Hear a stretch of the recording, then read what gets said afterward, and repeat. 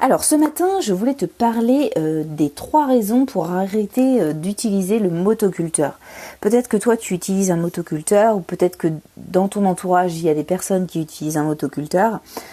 Concrètement, les 3 raisons pour arrêter, je vais te les donner et également des solutions, parce que c'est pas le tout d'arrêter de faire quelque chose, il faut aussi trouver des solutions pour que tu sois pas dans la panade dans ton utilisation dans ton optimisation de potager. Donc concrètement, la première des raisons pour laquelle j'arrêterais moi-même d'utiliser le motoculteur, parce que je l'ai jamais utilisé. Moi, je sais que je viens d'une génération, mon grand-père était agriculteur, il avait un motoculteur et mon oncle l'utilise toujours. Donc voilà, c'est une vision un peu traditionnelle du jardin. Donc vraiment avec, je trouve que c'est intéressant, enfin c'était intéressant, parce que maintenant ça l'est plus, c'était intéressant à l'époque parce que voilà, il y avait des choses qu'on ne connaissait pas, et puis pour des grands potagers, 200 mètres carrés ou 100 mètres carrés, effectivement en une demi-heure c'est terminé, t'as labouré, t'as enlevé toutes tes mauvaises herbes, t'as retourné ta terre, c'est sûr que c'est mieux que la bêche. Si on compare à la bêche, oui c'est clair que c'est vachement mieux. Par contre, si on le revoit en termes de permaculture, en termes de durabilité, là on n'est pas bon. Donc je vais t'expliquer un petit peu pourquoi j'ai cette vision-là et comment trouver des solutions pour améliorer tout ça et remettre ton motoculteur au placard. Donc la première des raisons, déjà d'une, c'est cher, c'est-à-dire en location, même à l'achat, c'est encore plus cher. Je trouve que le but du potager c'est t'aider en fait. Donc déjà d'une, si ça coûte les yeux de la tête rien que de louer un motoculteur pour une demi-heure d'utilisation, je trouve que c'est un petit peu dommage de mettre beaucoup d'argent dans quelque chose qui finalement va pas vraiment être indispensable. En tout cas, voilà, c'est mon avis là-dessus. La location, l'achat, etc. En plus, ça pollue parce que faut que tu mettes de l'essence, etc. Bon, en tous les cas, c'est souvent des accessoires, des outils qui sont mutualisés. Donc, les gens peuvent te prêter les motoculteurs pour que tu fasses ce que tu as à faire et puis après tu le rends et puis voilà. Donc, j'ai un ami qui en utilise un. Effectivement, c'est assez rapide. Mais effectivement, moi je trouve ça cher. Donc si tu as le moyen qu'on te le prête, c'est super, concrètement. Mais moi je l'utiliserai pas. Donc la première des raisons, c'est que si tu n'as pas moyen de te le faire prêter, déjà d'une, ça coûte les yeux de la tête. De deux, tu vas me dire ouais d'accord, mais concrètement, c'est quoi le truc qui coince avec le motoculteur? Et concrètement, la première des raisons pour laquelle tu devrais arrêter, c'est concrètement tu détruis en fait ton sol. Concrètement, il y a une micro-vie, il y a plein de micro-organismes qu'on ne voit pas dans le sol.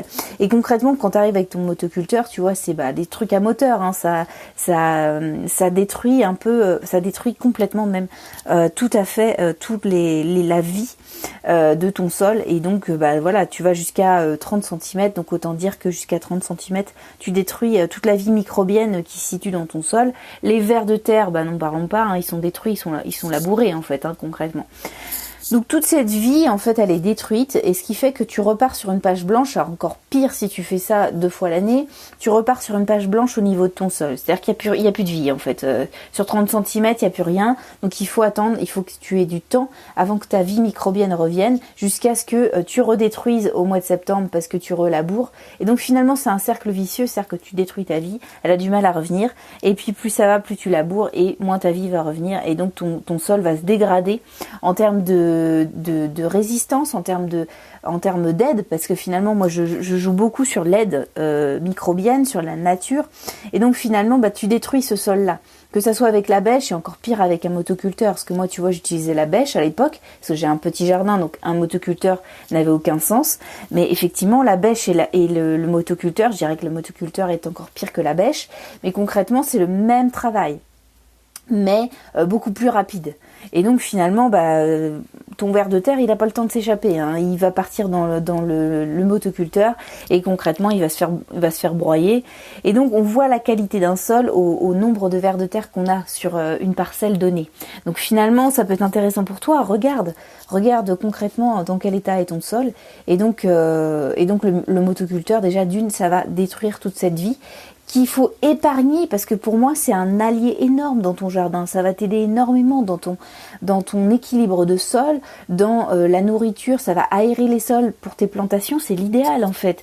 Donc là tu es en fait en train de taper sur un allié qui est considérable, qui est quand même ton sol, qui est la base de ton jardin. Donc je trouve que voilà, ça c'est la première des raisons. La deuxième, c'est que c'est cher. Et la troisième, c'est que tu vas me dire, bah ouais, mais en fait, concrètement, c'est rapide. J'arrive, je passe mon motoculteur, c'est terminé en une demi-heure, j'ai fait mes 200 mètres carrés. Oui, je suis tout à fait d'accord avec toi. Mais concrètement, j'irai toujours plus rapidement que toi parce que je ne vais pas travailler le sol. La première des raisons, c'est que je ne vais pas travailler le sol. Donc je vais aller beaucoup plus vite que toi, c'est que je ne le travaille pas. Donc finalement, au-delà du motoculteur, c'est toute une vision qu'il faut revoir, toute une façon de fonctionner. Et c'est, si tu veux, dans ma vision du motoculteur, ce n'est pas que cet outil-là. C'est également un sol à nu, ça va être un travail à la bêche, ça va être un jardin hyper propre et nickel. Et finalement, je pense qu'il faut revoir sa vision du potager, revoir sa façon de fonctionner dans le jardin. Et j'irai toujours plus vite que toi parce que je ne travaille pas le sol. Donc c'est vraiment une autre vision du jardin qu'il faudrait avoir. Et le motoculteur est un peu l'étendard de cette vision un peu old school, de cette vision à l'ancienne du potager. Donc comment trouver des solutions? Et je te parlerai de cette vision un peu plus poussée demain, je pense. Donc concrètement, d'autres solutions, écoute, c'est simple. Si tu démarres, il y a 2 solutions. Si tu démarres ton potager, tu me dis, bah ouais, mais moi je suis envahie de mauvaises herbes, j'ai une parcelle à préparer, j'arrive avec mon motoculteur et hop, je dézingue tout. Et c'est bon, c'est terminé. Non, il y a des solutions qui sont alternatives. Tu peux pailler ton sol, tu peux bâcher ton sol, c'est-à-dire que si tu sais par exemple que le printemps prochain, tu vas avoir envie d'avoir un potager, c'est le moment, commence à bâcher cette parcelle et au printemps, elle sera prête. Parce que concrètement, tu vas étouffer les mauvaises herbes et tu auras juste à soit tirer dessus si tu as mis peu de temps ta bâche, soit carrément, il n'y aura rien du tout sur ton sol. Tu seras prêt à cultiver directement. Donc ça, c'est une solution qui est hyper simple. Tu achètes une bâche ou tu trouves une bâche en grande surface ou même si tu regardes dans ton stock de garage ou autre, tu vas trouver une bâche et hop, tu la mets sur ton jardin, tu mets des pierres et terminé, c'est fini quoi. Et ça t'évite de passer le motoculteur. Et la deuxième des solutions, je te l'ai dite, c'est de ne rien faire. C'est de laisser ton sol, enlever au fur et à mesure à la main les mauvaises herbes qui sont vraiment invasives, le liseron, le chien-dent. Et encore, je suis en train de trouver d'autres solutions alternatives qui sont encore plus simples que ça. Notamment, trouver des herbes, trouver des plantes qui vont m'enlever ces herbes-là en fait, qui vont rééquilibrer mon sol et qui vont faire que là encore, j'ai encore d'autres choses à te trouver comme solution, j'ai encore plein d'autres choses à te dire, mais concrètement, elles vont rééquilibrer le sol et concrètement, ça va enlever tout l'intérêt de ces plantes-là. C'est-à-dire que ton liseron ou ton chien-dent, il est venu parce qu'il y a eu un déséquilibre du sol. Et si tu rééquilibres ton sol, il n'y a plus de raison d'avoir ces herbes-là. Donc je suis en train de travailler là-dessus, je t'en dirai plus tard parce que voilà, j'ai pas encore tous mes résultats et je vais attendre de voir ce que ça donne.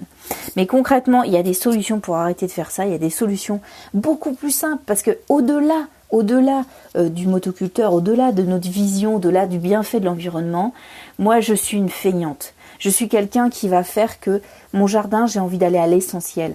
J'ai pas envie de passer mon temps à enlever des mauvaises herbes. J'ai pas envie de passer tous les jours, tous les matins à enlever des mauvaises herbes. Moi, je veux passer du bon temps dans mon jardin. Je veux récolter, je veux stocker, je veux me faire plaisir, je veux tester, je veux sentir, je veux voir des belles fleurs, je veux voir mes légumes pousser, mais je veux pas passer mon temps accroupi à arracher des mauvaises herbes. Et ça, c'est peut-être ta vision. Peut-être que toi, tu veux continuer dans la version traditionnelle.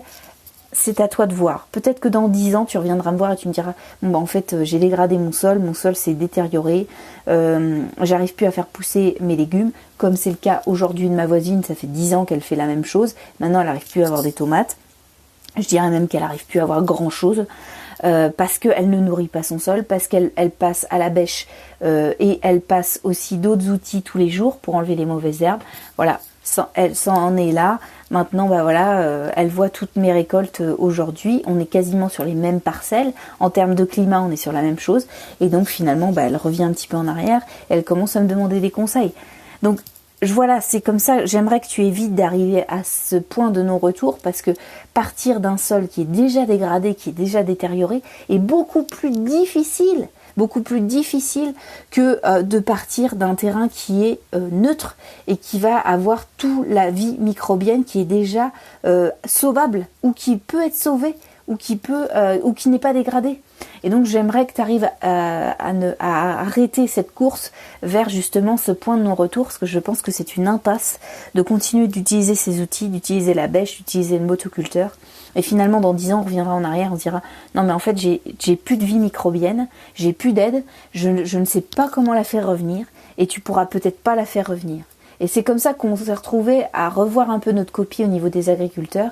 Maintenant, les gens n'utilisent plus, les agris n'utilisent plus du tout. Enfin, en tout cas, les gens ont pris conscience que ils dégradaient leur sol et donc ils arrêtent de creuser en fait. Ils arrêtent de casser la terre et ils reviennent à des méthodes beaucoup plus traditionnelles et ils laissent les vers de terre faire leur boulot. Et c'est ça qu'il faudrait qu'on fasse tous.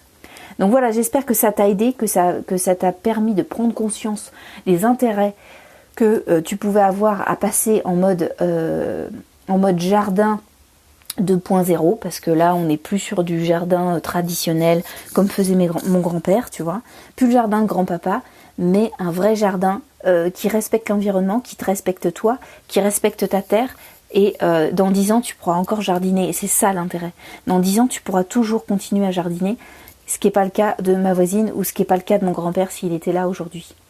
Voilà, j'espère que ça a pu t'aider. Si tu veux d'autres conseils, parce que j'ai plein de tests à te donner, j'ai plein de choses à te transmettre qui peuvent t'aider dans ton jardin, une autre vision du jardin, une autre façon de fonctionner, des conseils pour aller plus loin et pour dire dans 10 ans, on a un jardin au top du top, et ça c'est vraiment ce que je veux. Donc si ça peut t'aider, écoute, tu cliques sur le lien en dessous de ce podcast ou sur mon profil, tu t'abonnes à ma mailing list. Je peux te dire comment faire un jardin, comment arrêter motoculteur, mais pas seulement, aller plus loin, trouver d'autres alternatives, mettre des plantes qui peuvent pallier, qui peuvent aérer ton sol, rééquilibrer ton sol, et en gros ça t'enlève du boulot. Moi c'est comme ça que je vois les choses.